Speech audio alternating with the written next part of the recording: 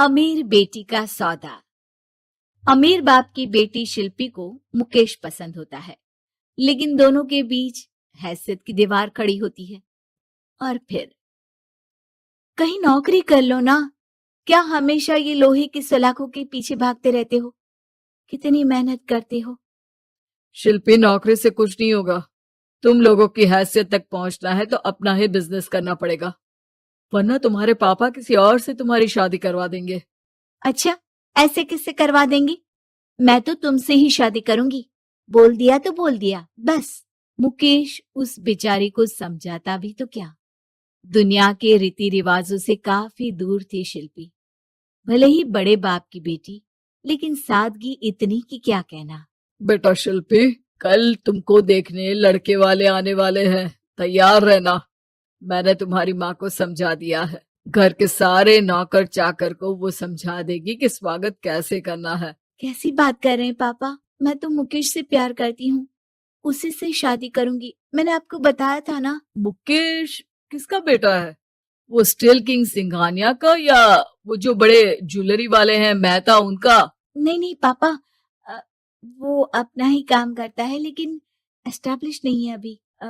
पापा, वो आपके पास तब आएगा जब कुछ बन जाएगा। आप प्लीज थोड़ा सा वक्त दे दीजिए। पिता को शिल्पी की बात पर गुस्सा आ जाता है।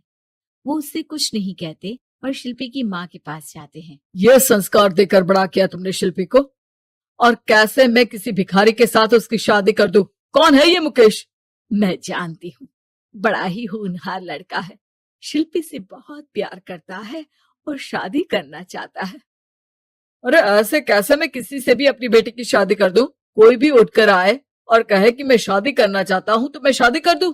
कान खोल कर सुन लो, कल उसे अच्छे से तैयार कर देना, क्योंकि जो लड़का मैंने देखा है शिल्पी के लिए, वो करोड़पति घर का बेटा है, समझी? लाख मना करने पर भी शिल्पी को उस लड़के से मिलवाया जाता है जो उसके पिता ने उसके लिए देखा था। देखिए, मैं किसी और से प्यार करती हूँ और उसी से शादी करूंगी। ये तो बहुत अच्छी बात है कि तुम किसी और से प्यार करती हो, क्योंकि मैं भी किसी और से प्यार करता हूँ। लेकिन शादी तो हम दोनों को ही करनी होगी, जानती हो ना, ये बिजनेस और ये सारा कुछ। शिल्पी को समझ में नहीं आता कि वो क्या कह रहा है, लेकिन वो समझ जाती है कि वो लड़का भी किसी और से प्यार करता है। पिताजी, वो भी कह रहा था कि वो किसी और से प्यार करता है। हाँ तो करने दो ना, हमने तो नहीं रोका। तुम अपना देखो, शादी के लिए हाँ कर गया है वो। लेकिन क्यों? अरे वो और मैं दोनों ही एक दूसरे से प्यार नहीं करते, फिर शादी क्यों कर ले? पापा, एक बार सिर्फ मेरे कहने पर आप मुकेश से मिल ले। पिता शिल्पी के कहने पर फॉर्मेलिटी के लिए ही सही, लेकिन मुकेश को घर बुला लेते हैं। देखो, ज्यादा वक्त नहीं दे पाऊंगा। ये बताओ कि शादी के बाद कहाँ रखोगे उसे? 2 कमरे के मकान में?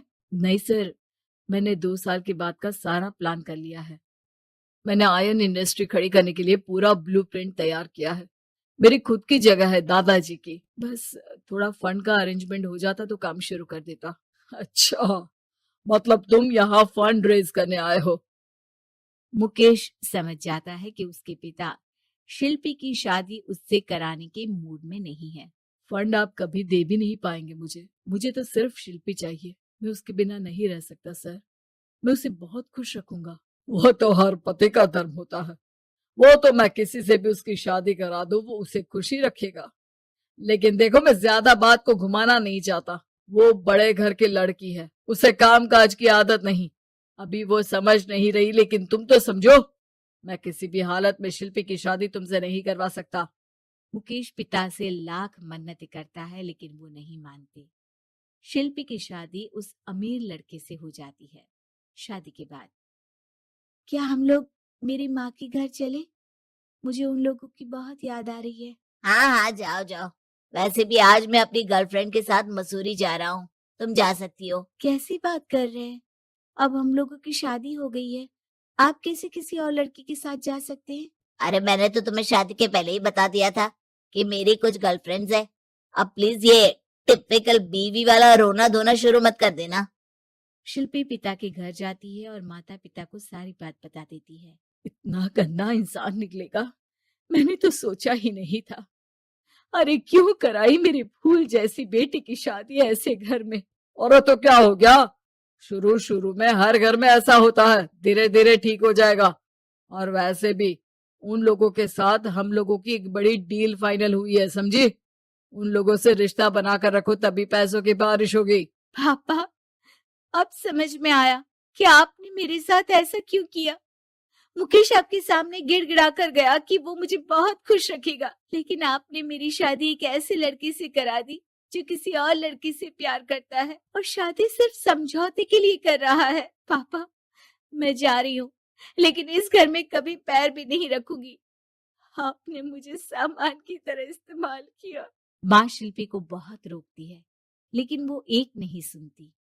कुछ समय बाद, शिल्पी, मुझे नहीं लग रहा कि अब हम दोनों के बीच ये शादी और रह पाएगी।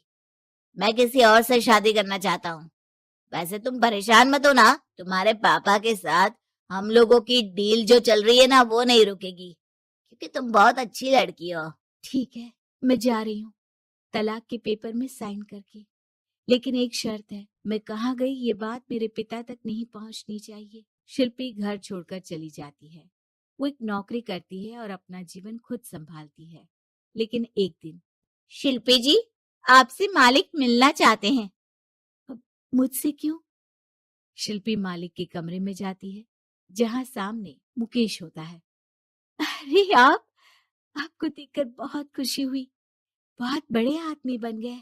थैंक्स, पर तुम्हें नौकरी करने की क्या जरूरत पड़ गई। मैंने तो सोचा भी नहीं था कि तुम मेरी शिल्पी होगी। तभी वहां शिल्पी के पिता आ जाते हैं। शिल्पी, तुम्हारे बारे में माँ से पता चला। घर चलो बेटा, मुझे माफ कर दो। मुकेश, मैं यहाँ अपनी कंपनी के काम के लिए आया हूँ। तुम्हारी कंपनी की डील अगर हमें नहीं मिली तो हम बर्बाद हो जाएंगे।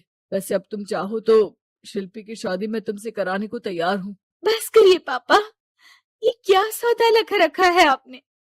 जिस कंपनी से आपकी डील हो, अपनी बेटी की शादी उसी के घर करा देते हैं।